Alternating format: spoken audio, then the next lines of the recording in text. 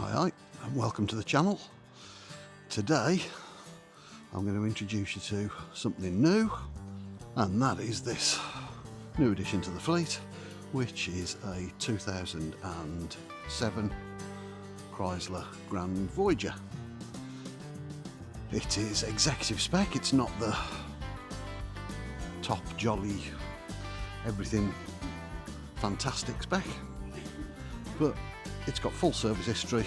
It's done about 129,000 miles, and obviously it needs a little bit of work because I never buy anything that doesn't. So general idea with this is it's the newest vehicle that I've ever owned, and it's going to be for daily driver duties because it's a 2.8 diesel. It's relatively cheap to run compared to the other V8 stuff that I own, and the V6 van and the V8 Jeep. So today we're going to start off by giving it an oil and filter service. 99% of the people who watch my videos actually aren't subscribed, so do me a favour, subscribe, like, and maybe even comment and tell me whereabouts in the world you are watching this from. So yeah, 2008, I'm so used to saying 90s cars. 2008 Chrysler Grand Voyager, known in America as, at this age, as a Chrysler Town and Chrysler Town and Country. So we'll get it serviced. That's a start, eh?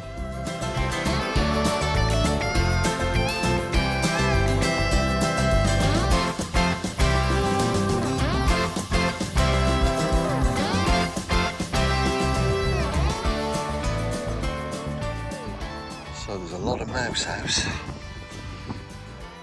which I don't know whether that's a good thing or a bad thing. Well, it's never a good thing having mice.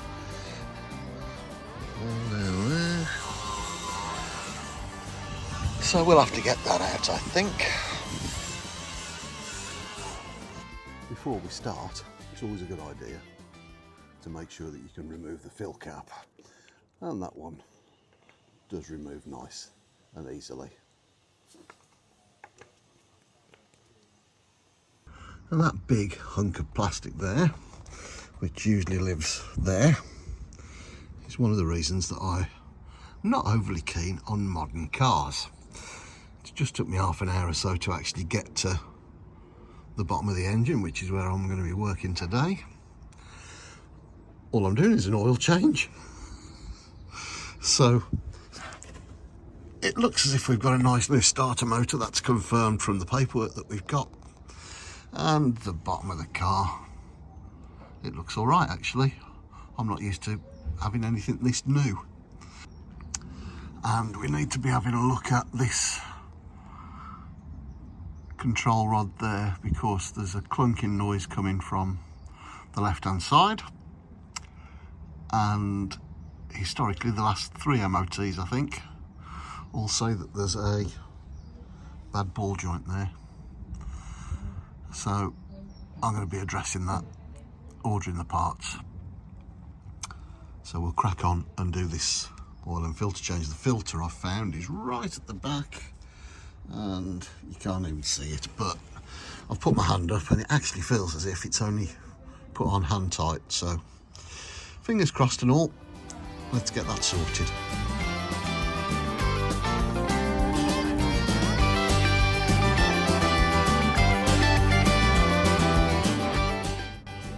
Looking at that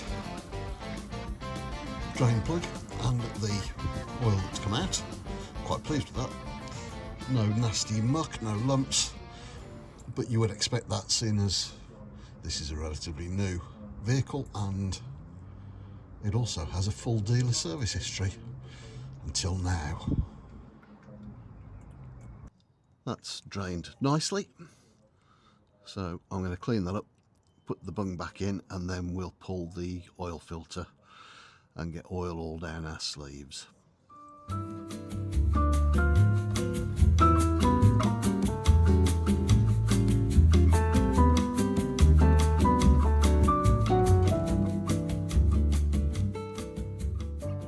that is the oil filter right up there at the back of the engine. There's a problem with the transverse engine, I guess. So it looks as if I've had my hand up there and it looks as if it's only in hand tight. I've drained the oil. There's still going to be some oil come out of there, I think, which is why we've got our secondary bowl there to collect. So we'll get our hands up and we'll try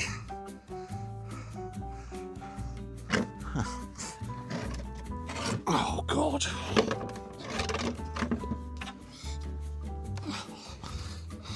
And filming this is not really an option.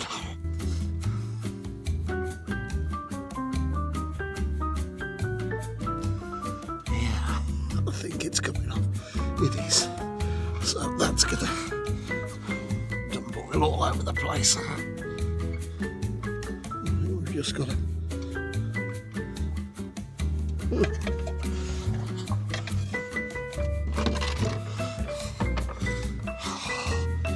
God. Great. Oil on the drive, oil at my arm, oil over the subframe. We'll just let that drain out a bit. A perfect display of form over function at the state of me. That's pulling that oil filter off the back of the engine. It is a Bosch one, but I would expect that from the fact that it's, like I say, full factory service history. So we're going to be replacing it like for like with a Bosch. That's a Bosch 3258. That's another Bosch 3258. Brand spanking new. And they look exactly the same.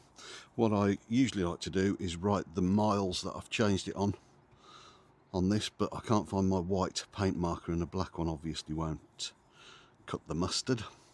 So I'm going to write the miles and the date on the side of the air cleaner element, just for reference rather than anything else. But yeah, we'll get this oiled up on the rubber and spun on. Only needs to go hand tight, so hand tight as you can, and then a quarter of a turn, and that'll seal. So we're going to be putting just a finger of oil on that seal just to lubricate it. Most American stuff that I work on, I like to fill the oil filter itself with oil as well, so that it's ready to go and primes the oil pump. But unfortunately, because this one goes on sideways, I'm not going to be able to do that, and I'm not going to waste any new oil doing it. So we just have to be careful when we start it up that we give it time to idle to build oil pressure. And there is our new filter fitted. I didn't film myself fitting it because I haven't got 17 arms, but I'm just cleaning the mount plate. I have tightened it on hand tight, as tight as it will go. So I want it as clean as possible around where it mounts around here, so that I can see if it leaks. But that's the filter fitted, the bung's back in, so we can now refill with nice fresh oil. And this is the oil that we're going to be using. It's a Manol 10W40 Syntheses. I'm guessing that that's actually semi-synthetic. It's best to use a synthetic oil in these old engines, but this is the one that gets recommended from my research, and it's a reasonable price point, so this is what we're going to use.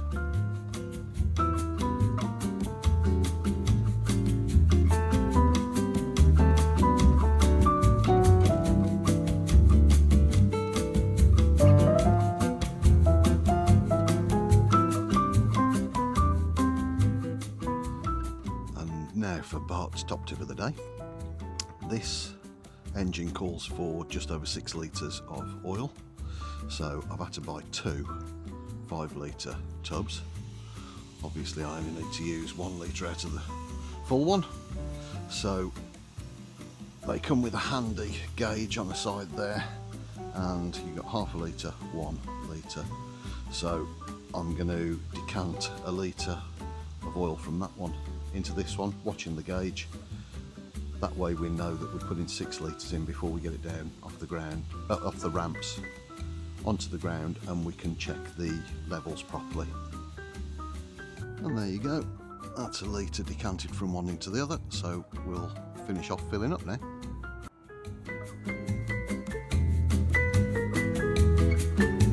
So that's the oil change done. We've got the oil filter in, the new oil in, and we're just going to start it up, let it build oil pressure and make sure that we've got no leaks.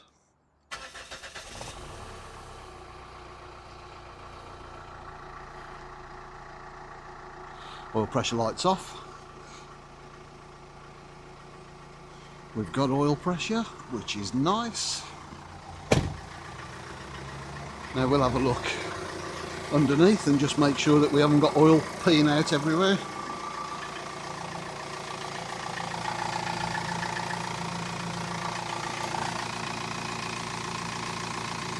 Looks alright to me. So we can get her down onto the level now. Check the, well, put the under engine plastic back on. Get her back down onto the level and then check the levels of the oil again before we change the air filter.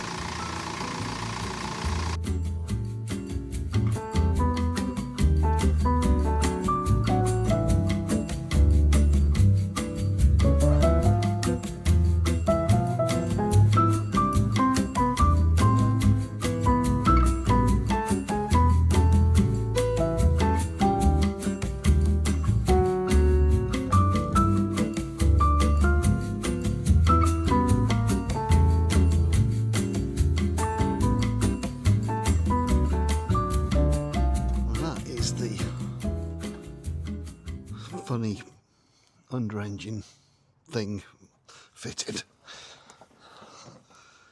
It's got some damage to it and it doesn't fit very well, and I think it's probably there for aerodynamics.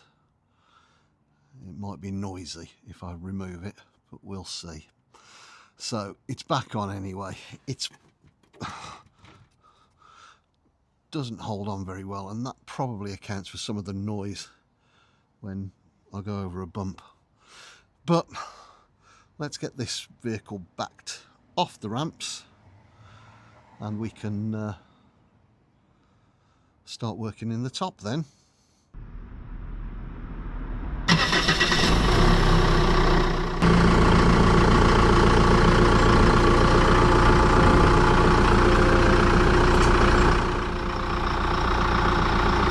So we're back on the flat and all back together again. We'll just check the level. I have wiped the dipstick because I couldn't do it with the camera in my hand, and come on, focus, but that's bang on the mark. So I put 6 litres in there and that's absolutely perfect, so that's what it takes. Next is the air filter. Air filter box just clips off. There's one clip there and one clip there. Can you see it? It is there. So we'll get those clipped off. That's 1, 2.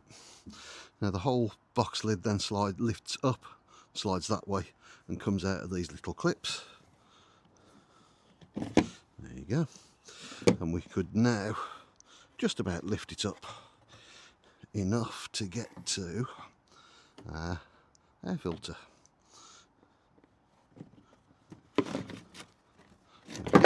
And that's come off there anyway. So there you go.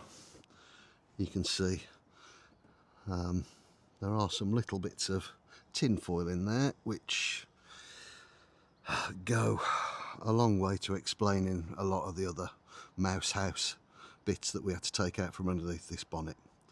But right, we're going to write the date and the mileage on the new air filter and pop that in. We'll have a quick look at the state of the old filter and see it's doing its job. It looks quite mucky, that one. That's the new one. So yeah, that was due changing. I've written the date 7th of March 26, which is the day that I'm doing this, because I'm not American, otherwise it would be 3/7/26, and the mileage 127,987. This is it was a Bosch filter that we're taking out. This is a Ford Omnicraft one. I don't think it makes a great deal of difference with a paper filter, so hopefully it should just go straight in, and it does. So perfect fit. So we'll get the cap put back on the top of it, tighten up that screw that obviously wasn't tightened, so which was why it came off so easily, and then we're about done. So I thought I'd show you how to reset this service indicator as well, seeing as we just serviced it. I've actually reset it without showing you, so we'll just go through the steps. So on the right hand button there, we want to press step once, and it just says until you get to miles to service there, and then there is the reset button, so press and hold that, and that will tell you then how many miles you've got to go until the next service. Because this doesn't get used very often, I set it for 9,000 miles. In all reality, it'll probably only do a couple of thousand miles before I next service it in a year's time, but it gives us the option to go over a little bit.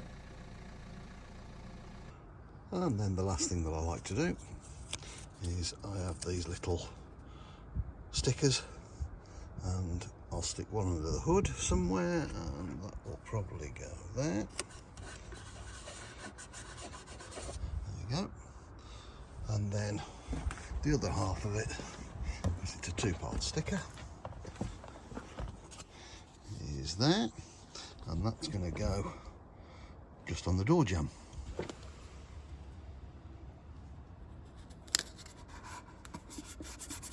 There we go, nice little visual reminder. Well, I thought I was finished, but just tidying up and having a look through that grill, and I can see I think it's the transmission cooler, and it's at a jaunty angle. It's not supposed to be like that, so I'm going to just pop this grill off, and we'll have a look and see if we can secure it. So I think it's just 1, 2, 3, 4, 5 posi drive screws across the top, and then it should just pop out. So we'll do that. Okay, so that's the grill off. It was just 5 screws across the top. Did them with my Leatherman, and there's the transmission cooler, and yes, it is at a jaunty angle. So it looks as if it is perfect. Did I work on this before? Look, it's tie wrapped in place there, and obviously the tie wrap has come off there. And looking at the state of this front bumper, I think we know why. It looks as if this has had a little bit of a front end shunt. Doesn't look like it's too bad. It hasn't even broken any of the grill clips, but it was enough just to bust that transmission cooler off by the look of it. So we're going to do exactly the same and just put another tie wrap in, I think, just to hold it in. There we go, that's all done. I actually did it properly and put a nut and bolt on it. Stainless steel nut and bolt. Hopefully that'll hold it nicely. At least it's level. I'll leave the zip tie in at that end. It's obviously doing its job, and that end was a little bit fiddly, and I don't know if anybody noticed in the little bit that I did before I put that bolt in, but that bumper there is cracked, and they've held it in with 2 wood screws, and behind it there's a piece of wood. So yeah, that's cool. So we might address that a little bit later on down the line, or we might not. So that's that done, and that's it, all done. Back down on its wheels, all levels checked, oil filter and air filter and fresh oil. I've also done a couple of little maintenance jobs, mended that gearbox cooler that was on the squiff, and reset the service light indicator. If this video has helped you, please feel free to drop me a like, comment or even subscribe, because YouTube likes that kind of thing. Thanks for watching, and I'll see you next time.